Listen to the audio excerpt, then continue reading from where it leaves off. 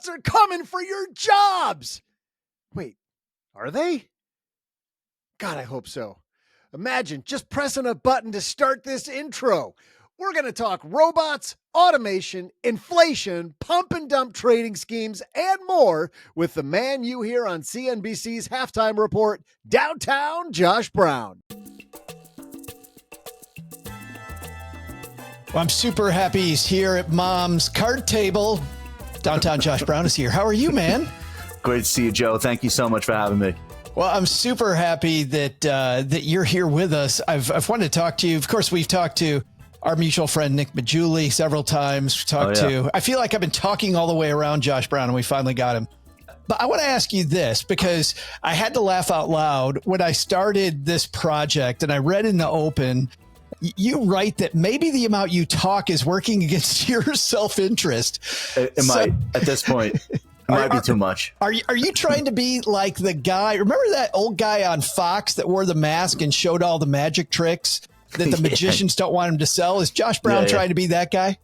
No. I have a chapter late in the book basically calling myself a sellout. I think the reality is, and I talked about this at Future Proof also last week, the reality is the more success that you have in this or any business, the more you have to lose by continuing to be a firebrand and continuing to throw bombs. And like at a certain point, it's more harm than good. And maybe it's time to shut up and just enjoy what you've built. The problem is I don't know how to shut up. And I mean, I'm a blogger and a podcaster. Is there a worse combination? So that's kind of what I was sort of joking around, but like this, there's always a kernel of truth, even when people are joking. In the end, I think what I've been able to do is not alienate everyone working in the industry, but also say things that were biting satire of, myself and everyone else's role in this game. And I think the audience gets it. I think my fellow professionals, they understand there's a tongue-in-cheek kind of way about what I'm writing, and we all live on. In the end, none of it matters. But you see this, Josh, in careers all the time, right? People get where they're going, doing what you've done, about talking, about being out there, about being open, about telling the blunt truth, no matter who cares. And then you see them get to a certain point. I don't know if it's money or fame or what it is, and they flip and they become really, really conservative. I feel like you got to fight that all the time. So I don't know that it's just money or fame. There's another angle to it, which is responsibility. So you get to a point, so I have 63 employees. So if I start running around screaming at the SEC and the Federal Reserve and picking fights with the Palestinian people, like if that's the route that I take this, maybe it makes me feel better on Twitter for 5 minutes. But what I'm really doing is jeopardizing the livelihoods and the careers of the people who rely on me. And it's not just people working in my firm. I'm involved in like 10 different businesses to some extent, as an investor, as an advisor, as a joint venture partner. So that's a really real thing. I remember listening to John Bon Jovi talk about why they're touring every year. And the person's like, surely you don't need the money. He's like, you don't understand. When we don't tour, there's like 500 families that don't eat. Like we have a whole road crew, and we have drivers and guitar techs and security people and publicists, and like we're an enterprise. And so if I decide to take 3 years off, what do I tell these people? There's this idea that, the more successful you get, the less risk you have to say what's on your mind. It isn't that way. I have found that it's the opposite. It's the opposite. Yeah. I want to talk about this. Obviously, you just got done with Future Proof, a lot of financial planners there, certainly in financial media. I feel like we've been talking about retirement planning forever. I got in the financial planning game in 1993. But you write in chapter 1, retirement planning, Josh, really ain't that old. Like this is really a new construction, and we're kind of finding our way in the dark. Talk to me about retirement planning and kind of the short life of this whole thing that we do. Well, the 401k is like 50 years old. It was a relatively obscure accounting loophole that gained some popularity, and now it's obviously the preferred method of saving for retirement all over the country. But that phenomenon is maybe 25 years old. Most people didn't work at companies until 10 years ago where that was even on the menu of options. So we kind of had like IRAs. The average person on the street doesn't know the rules, how they work, what are the limits, what are the contingencies, what type of IRA, no idea. Nobody teaches them that. So it's not as though Americans have been investing for retirement since 1776. It just can sometimes feel that way for somebody that like is first encountering it now. The reality is retirement planning for much of human history was you die. You're probably a farmer or a soldier and you drop dead, and that was your retirement. Congratulations. And then like in the 1800s, there were some schemes in Britain and elsewhere in Europe, where Scotland notably, where they try to do this kind of like pooled situation where whoever lives the longest like is reaping the biggest benefit from the pool. Like it's literally a dead pool. That's where the word comes from. And then you had some like annuities sort of things and insurance in the United States in the Old West. Like the first version of retirement was like a sheriff who had one of his arms shot off. Well, he can't be the sheriff anymore. So the town would collect, some money together and say, here, now you can feed your family for the rest of your life. You know who did the collecting? The sheriff. I was so surprised by this when you said the sheriff actually had to go around kind of with his hand out. This is true. The gunfighter would go knocking door to door and say, obviously, as you can see, I have one arm now. I'm not able to defend the settlement or the town, but like, hey, I kind of gave up an arm. What do you guys want to do for me? I can't be a farmer. I can't break horses in a pen. I can't do anything. This is not that long ago. It's like 6 generations ago that I'm talking about. So for the first half of the 1900s, like most people worked in agriculture. They worked on a farm. You farmed until you died. So it's not really until the last 50 years that there's any sort of, of course, like the New Deal. Okay, we're going to take care of the widows and orphans. We're going to take care of people who live to the abnormally old age of 60, which almost no one did. Then we have like this concept of corporate retirement, which is you get a gold watch and then you drop dead 5 years later, right? Like you retire at 65 and you're dead by 70. Now, I mean, if you look at the actuarial tables, if you make it to 70, you have like a 25% chance of making it to 90. And that number is rising. And amongst affluent people, the life expectancy is much higher because they take better care of themselves and they have better doctors and better health care. So retirement is like half of people's lives almost at this point amongst affluent and wealthy people. It could be like half your life. And so it's a huge, huge industry, getting larger, gaining in success. And there's not a lot of sociology around the history of retirement because there's not a lot of history. So there's a lot that we still don't know. And I think that's what makes it fascinating. It's been interesting watching just the CFP start off really, the 6 areas of financial planning and being very technical. And now I feel like every year it's becoming more behavioral. Behavior becomes part of the game. And speaking of that, you go on to write early on that a lot of us have learned not to sell, to hold our money. You write, though, that we invest in fear and we're not afraid of political outburst on Twitter from the politicians that we see all the time or from the owner of X or Twitter himself upsetting the stock market. You say that we're worried about something much, much deeper. What is it that the average investor really is worried about when it comes to their money? I think the working investor, regardless of what profession they're in, has this deep-seated fear that they are going to become obsolete. And I think that it may not be the foremost fear in people's minds, but I think it's always there. It's natural. It should be. But I think that fear has become amplified in the last 20 years and maybe really amplified in the last 2 years because of how quickly technology is changing the very nature of who's worth what and who does what in society and where are the profits and who gets them. And does the practitioner of a service maintain most of their money, or is there a large and growing portion that has to be handed over to Apple and Meta and Alphabet?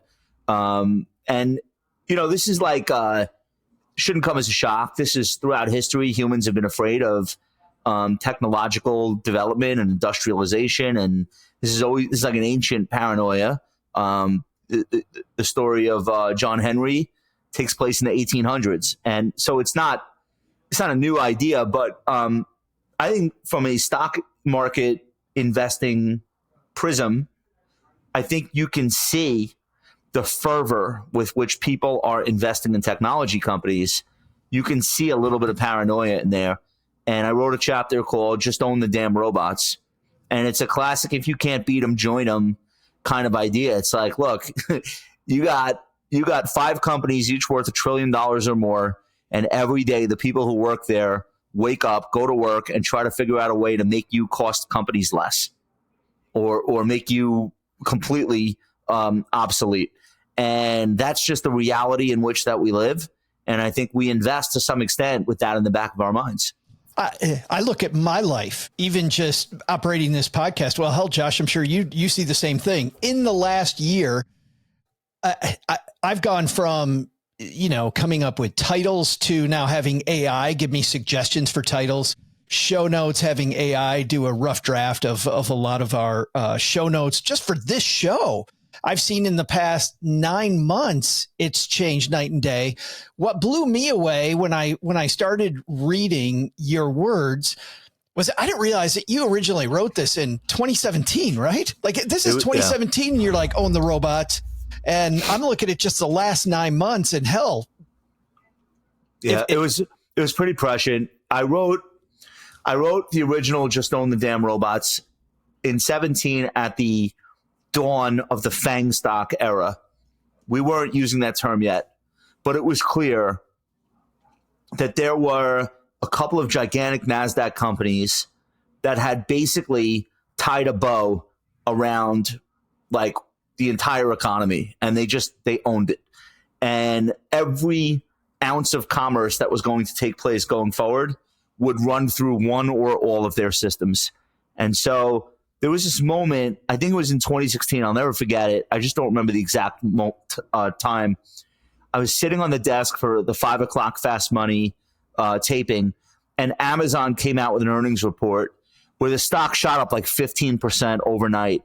And we had to like explain to the viewer what had just happened. And what had just happened, Joe, was that Amazon reported a surprise profit. Nobody was expecting them to earn any money. And it was like a thunderbolt from Zeus. It was the starting gun. And then from that moment on, anything involved with cloud, which is, of course, Amazon, Microsoft, Alphabet, goodbye. And at the same time, on a parallel track, you've got Apple becoming the largest company in the world, and Microsoft becoming number 2, or vice versa. I forget who got there first. And it just felt very zeitgeisty to try to explain what is this moment about? And it was really in 2017. It was really about like, oh my God, you don't know where this is going, but you better have some money, invested, because these companies are on the verge of world domination. And of course, that's exactly how it played out. Of course, NVIDIA wasn't part of the conversation then. OpenAI, none of these things, that didn't exist. But like the general idea that I wrote about now 7 years ago is even more true today. It is amazing just realizing 2017 you're writing this stuff, because it felt like you wrote it 20 minutes ago, right? It was crazy revisiting it. Yeah. It totally must have been. I also wonder, as a guy that wrote a book myself a couple of years ago, why did you start here? Like, why do you start with the fear of robots and own the robots? Why did you decide that's going to be chapter 1? I wanted to do something that at first that was very current. And so my revisiting of that, I got to tell the story of NVIDIA, because we weren't talking about NVIDIA in 2017. I was a shareholder in it, but I didn't think it would be as big of a deal as it turned out to be. So I wanted to do something that was like very now. And what's very now is NVIDIA becoming the dominant growth stock of the era, one of the largest companies in the world. And most people don't even realize this. It's up another 150% year to date. It's crazy. Like forget about the fact that it's up 10,000% in the last 10 years. It's up another 150% this year. It's like almost tripled this year. So I wanted to start the book with like a punch in the face. Like, do you even understand the extent to which this technology takeover is happening? So that's why that's the leading chapter. But the book jumps around a lot. I didn't want to do a linear thing like, here's a history of the markets over the last 15 years. I wanted to take all of these episodes and the lessons I took from them and some of the secrets that I learned along the way, some of the backstage stuff that I had witnessed, and I wanted to fill a book with it, but I didn't want to do it like, and then it was April and blah, blah. You know, I wanted it to be punchy and jump around and keep you guessing about what was coming next.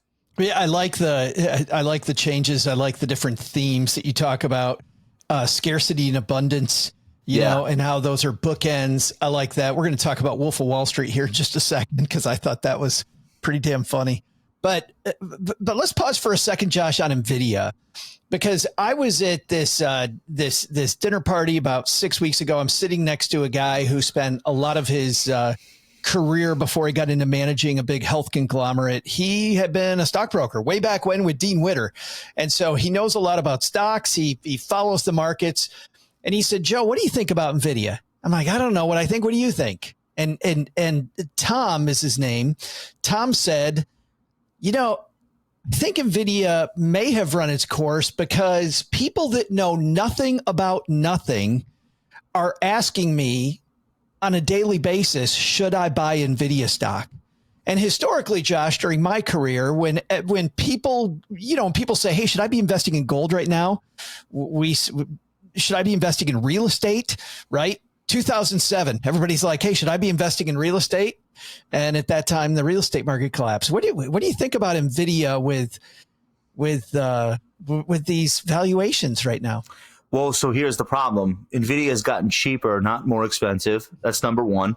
It's if they're going to earn $5 a share by the end of 2025, if they're going to be on that run rate, and the stock's $120, is that an expensive stock? Not really. If they're going to do 250 billion in sales, does that not justify the market cap where it is? So now, for me, it's more like expectations. Do you really think there's not going to be a hiccup in this AI story? Like, do you really think every quarter from now on they're going to grow 50, 60, 80, 100% year over year? Of course that's not going to happen. So I think there will be disappointments along the way, and there'll be opportunities to buy the stock just for the sake of the listener that's not paying as close attention as you and I are. Yeah. NVIDIA was in a 30% drawdown this year from its all-time high. It's in a 30% drawdown. It's a big fat number in May. So it's not like it's been easy. And I've been in this stock since 2015. I've gotten cut in half multiple times. I've been down 30% multiple times. So it's not that it's so simple like, oh, everyone's talking about NVIDIA, therefore it's over. Everyone was talking about Apple in 2013. Was that the end? Right? Like everyone was talking about Apple, and then Steve Jobs died in 2011. Was that the end? Or did Tim Cook add $2.5 trillion in market cap post the death of Steve Jobs? So these things aren't so simple. Everyone was talking about Bitcoin in 2017. It topped at 17,000. Was that the end? Temporarily. It's at 65,000 now. So I try not to make investment judgments based on like, oh, you should have heard what this cab driver said to me. I mean, it's fun, and maybe it's like maybe it's anecdotally, it's like a signpost along the way. But like there are people in real life going on Twitter and talking about hemline indicators and magazine cover indicators. Like, what are you, an idiot? Like, are you a complete moron? That like let me get this straight. You call yourself a professional, you son of a bitch, and you're mocking the cover of Barron's because there's a bull on it. Are you trying to say that's not part of your analysis? Are you trying to say that's not your filter system? Let me tell you a fun story. I did a TV segment for CNBC in 2013, and we were in hysterics over the cover of Fortune magazine, if anybody knows what that is anymore. Fortune magazine did the first unicorn cover. They did a story And the story was like, can you believe it? There are 30 venture-backed, privately held companies that haven't even gone public yet that are valued at $1 billion or more. And everybody was like, oh, it's the dot-com bubble. Like, because that's how facile everyone is. Like, this looks like that. Oh, you learned that from Sesame Street? So, like, if that was your sell signal in 2013, think of what you missed. And by the way, I think there are 200 unicorns right now. So if you thought that was the end of something because it was on the cover of a magazine, you maybe should hire a professional to manage your money and never speak again. And a lot of people, serious people, were like waving that around. This is why I'm bearish. Literally, 2013 was the first all-time high for the stock market since 2007. So the stock market had a U-curve from 07, the crash, and then it took all that time to get back to that level. And then you had people who wanted to call the next .com crash or whatever because of a magazine cover. Right. You're not a professional. You're a content creator. Stay on Twitter. Leave the money alone. Leave that to somebody else. Talk about surprising. You go from buying the robots to the pandemic. What did we learn about inflation from the pandemic? So we never had inflation in my lifetime up until like serious inflation. There was this one moment in 2008 where crude oil prices went to 200 and iron ore prices were going nuts. But that was almost an echo of the international building boom that had already collapsed. And it didn't last very long. But what you learn from history about inflation is how destabilizing it is, not just for the stock market, which of course it's very, but for an economy, for a political system, it's like the most destructive force. When people can't rely on the continuity of what it costs to live, everything comes grinding to a halt. It's much worse than disinflation, which is what we had been suffering from the GFC until the pandemic. So the chapter that I wrote was called You Weren't Supposed to See That. And we basically unwittingly all became the subject in a once in a lifetime, I hope, experiment.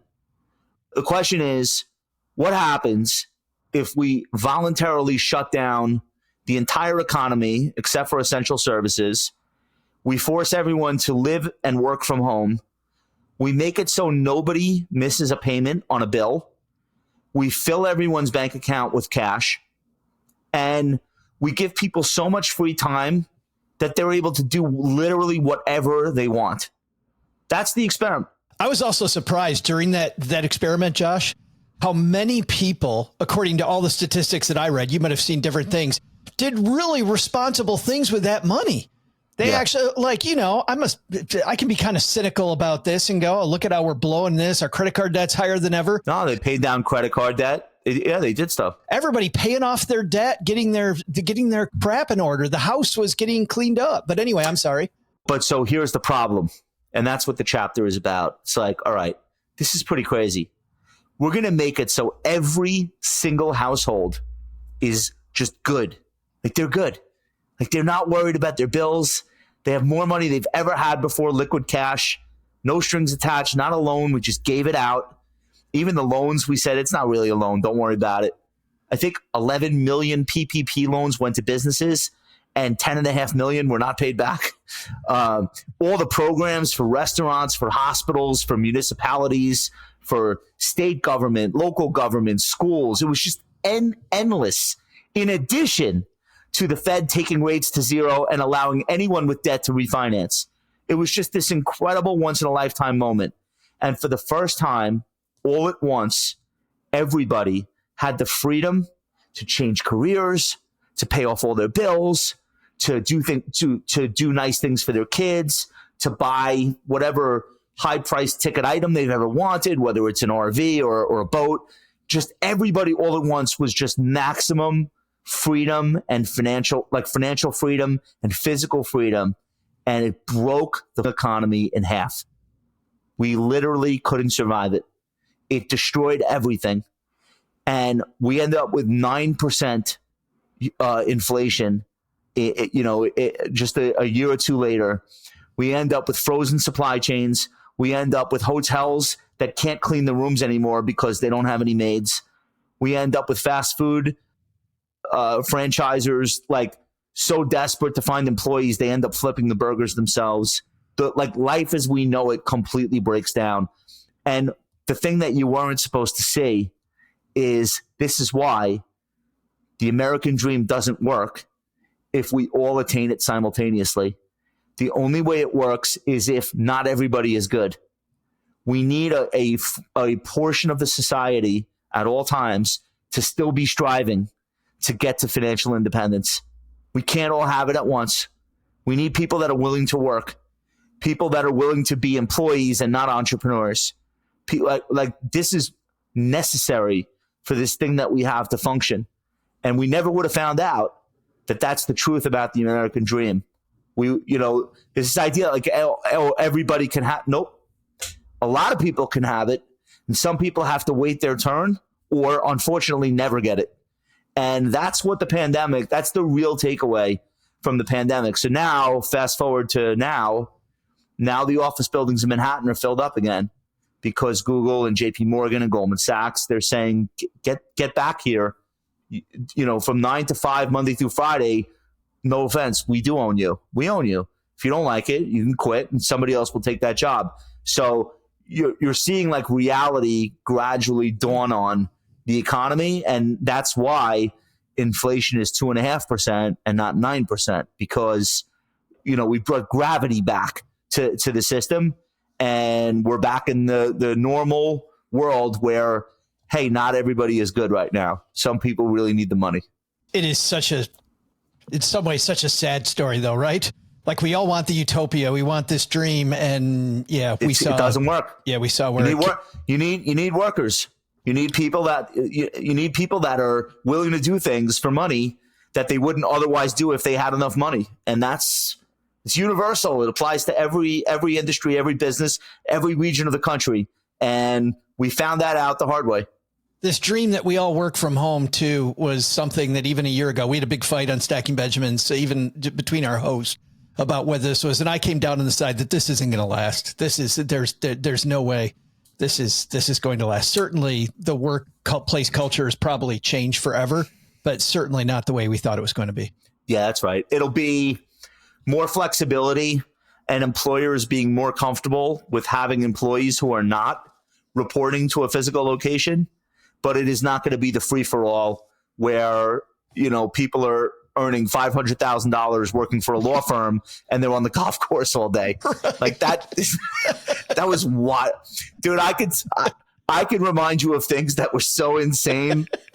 We used to go out to dinner in 2021 in New York. They had this rule where you had to walk in with a mask, but then when you sat at your table, you could take the mask off. So you have a dining room full of people with no masks, but the key thing was you had to walk in wearing one. I'm not sure medically what that meant. And then the waiter would come over. The waiters and waitresses had to be masked, which felt really like weird, like a weird dystopian society where the diners get to be free and the people working the restaurant are trapped behind a mask. But then the guy would be like, "Can I read your specials?" Yes. What do you do? You pull the mask down. You pull it down immediately. Lean into the table and read you the special. It was insane what we put ourselves through. I was going to say, when you were talking about people on the golf course all day, I just remember that math and think that math ain't mathin', right? There's no way and to your point there, that science ain't sciencing. It's not working. How about the traffic on the roads, or like go to a shopping mall on a Wednesday at 10 a.m. and it's like completely packed. Where do these people work? Who are these people? And you know what they're doing? They're walking around the mall with AirPods in, taking customer service calls. Right. It's just insanity. But hey, I'll get to keep doing that forever. That's the way it works. Right. I got you just for a couple more minutes. I want to ask you a couple things because I want to ask you some questions about media because of your role doing so much media stuff, and because I want to end with talking about Wolf of Wall Street, which I thought was just a great chapter of your book. But media in general, how much much of the stuff that you guys talk about on television do our stackers truly need to know on a daily basis? If somebody isn't really plugged in, they just want to make sure their money goes in the right way, what percentage of what you guys discuss is important? I think the audience at this point in 2024 is smart enough to know when something applies to them and when it doesn't. A lot of what is happening on financial TV is very immediate. It's very news driven. This just happened. Therefore, this price of whatever, oil, gold, stock market is up or down and why. And I think the audience, people that have been around for a long time, they understand that their job as investors is not to switch their opinions every day based on the news. But I still think they want to know. Yeah. Just because somebody has an opinion, it doesn't mean that you have to react to it. And the reason I think that people are smart enough is because I see the data, Vanguard 401k data is one example. I can give you a lot of examples. You know what they did to their asset allocation in 2020? Nothing. Literally, almost nobody did anything. No one changed anything about how they were investing. They probably were watching the news every single day. They were probably watching CNBC when Bill Ackman came on and said, hell is coming. They were probably watching every day people talk about like how horrible everything is, but they still didn't do anything. So I think the investing public has become smarter about knowing what is something they need to react to versus what's just good background information to have. Most of the people who appear on TV are not pointing at the screen and saying, you get off the couch and buy, right? And buy Microsoft. That's not right. That's not what they're receiving from financial television in this day and age. So I think there are people that are into it. And then there are people that would rather watch ESPN or politics. It's, the tribe that's really into the markets, that's who I talk to, and that's my tribe. No, well, I'm in that tribe. To your point, I think it's fun, and I don't change my asset allocation based on 99% of what I hear. But I also like seeing it coming. I want to ask you also about the FIRE community, being the financial independence retire early people. They're obsessed, Josh, as you know, with cutting fees, firing advisors. So, quote, you can retire earlier, right? I'm going to retire earlier by firing the people around me. What do you say when you read stuff like that? And then what do you do? Oh, you retire early. Now what? Seriously, I guess I can't. So I have not been in a position where I've been in a job that I really hated. And I think if I were stuck in a career or a job that I couldn't wait for 5 o'clock every day, I would probably be able to better relate to that community and why they want to be done so quickly. So I guess I count myself fortunate that that's not where I am. So it's hard for me to identify with that mentality to deprive myself for 15 years so I don't have to work for the next 20. I'd rather work the whole time and work doing things that I'm interested in doing. So that's just my mentality. It doesn't mean they're wrong. Again, I'm not in their shoes, so I can't speak to what that must be like to be standing behind a cash register all day and watching the clock. And if you're in that position, I could see why you would be prioritizing frugality now to get out as soon as you can. But it's not my way of life, so I can't speak to it. Let's talk a little bit finally about Leonardo DiCaprio. When did you finally see Wolf of Wall Street? How long did it take you to finally get to the theater or see it at home? Like a week or two. Oh, was it? Okay. Yeah, I had to go. Yeah. I had to go. Yeah. Well, I knew a lot of the people involved, and I knew people that knew people, and I'm from Long Island, and it's the story of Long Island, basically. The young man on Long Island's mentality. It's the only place where that story could have happened. And I drive by all the locations. It hit very close to home. But some of the obnoxious scenes, right? Just bathing in drugs, the big pump and dump stuff going on. How much of that is Hollywood? How much of that was real back in the day? No, I think it's 90% real. 90% real. I know the people that were there, and they say no, that's. I mean, within reason. I don't think all the stuff with the prostitutes and tossing the little people that's that might have been like adding an extra 10% on for cinematic reasons. But I don't think it's that far away. Why'd you include Wolf of Wall Street in this project? I thought that Wolf of Wall Street culture was really emblematic of 2021 and the mentality of the next generation of traders. That's the movie that was their formative experience. When they were teenagers, they saw The Wolf of Wall Street, or subsequent, like they saw it on Netflix or whatever. That's their first impression of what it means to be in the markets. They didn't grow up with these great 80s movies about investing and trading that you and I did. Like, we grew up with Wall Street and Trading Places and other people's money. And, there's this whole litany of like great movies that were about this was that for them, Wolf of Wall Street. So there was like this kind of like Jordan Belfort worship and like, I'm the wolf. And you could see it in how, look, the memes alone from that movie overshadow the memes of any other movie. In 2021, it was Belfort fever, and even Jordan was back in the mix. He was giving trading classes for Bitcoin. I mean, it was all a circus. If that would have gone on longer, he would have had a SPAC.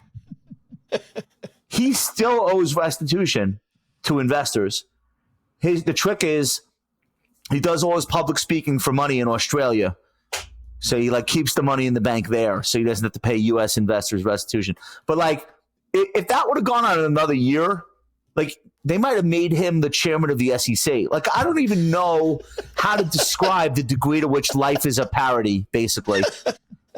Do you know the number one podcaster in America this week is the Hawk Tua girl? Yes, yeah. But yeah, it's all a joke. Yeah, and you don't want to get like hung up on it and get angry about it. You just got to accept everything at this point is a parody of real life. Nothing is real anymore. But like the Belfort worship and having this army of millions of day traders involved in GameStop and doing all this dumb shit. And they all were inspired by the ethos from the Wolf of Wall Street. And, it sort of ran its course. But like, I thought it was an important touch point in the recent history of the markets. The new book out is called You Weren't Supposed to See That. As you can tell, if you've never heard Josh Brown, he might have an opinion or two, might have one, might have a point of view that sticks. And man, you can read it in his writing. You can read it here or on the Reform Broker. Just super great to have you. Thanks so much for helping our stackers, Josh. I really appreciate you. Shout out to the stackers. Thank you guys so much for listening. Appreciate it.